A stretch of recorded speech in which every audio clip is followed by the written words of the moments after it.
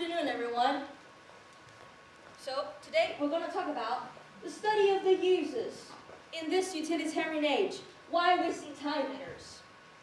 To get started, I want you guys to imagine a scenario where you are at work.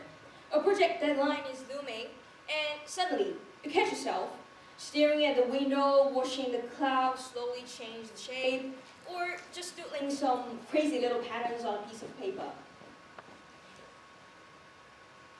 And suddenly, it hits you. A little mind and tells you that, stop, you are being lazy, you are wasting time. Sound familiar, right?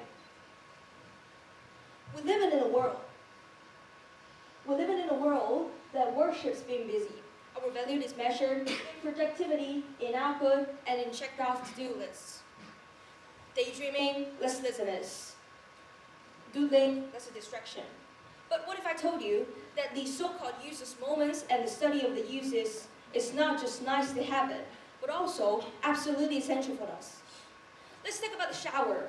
How many of you have had a brilliant idea, solve the problems that have been stuck on for hours? It seemed a lot. So to be honest, I used to have that thought. But while I study the study of the users, these things get all make sense. When we get showered, it's right here. Our brain wasn't off, and it was finally free from the pressure to be productive, and in that space, new connections were made.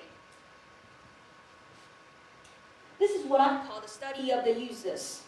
It's the deliberate and sometimes accidental act of doing something that has no obvious goal. Think about a child. They don't build like a tower to learn engineering. They just do it for the pure joy of it. And that's when real learning happens.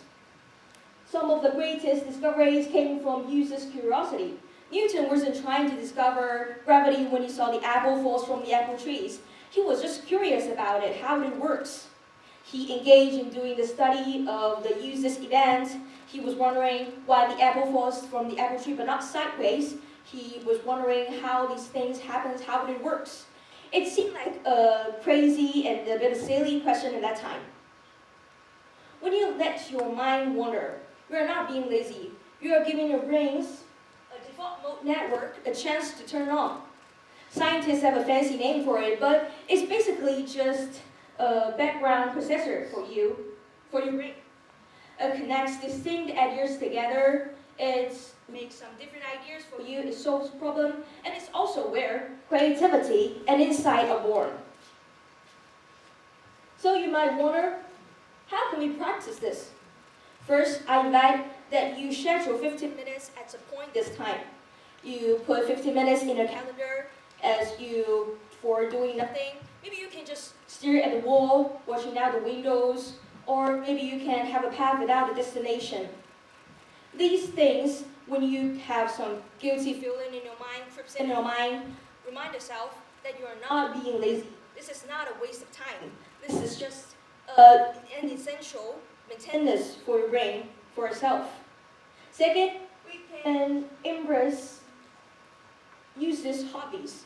Don't play or learn the guitar to become a rock star. Learn it because it's fun for you. Don't draw to become a Picasso. Draw it because it can make you feel less stressful. And the key point, the goal, is the activity itself, but not the outcome it gives you. We have been taught that our life is a highway, streetway, from point A to point B. Point B is our destination, and we have been taught that we have to get to our final destination as fast as we can, try our best, do everything we can. But the study of users told us something we haven't noticed on the pathway is the connections between our greatest brains. And the next time when you will notice yourself gazing at the window, gazing at the cloud, do not snap back to reality too fast. Endure in the seemingly useless, beautiful clouds. Thanks for listening.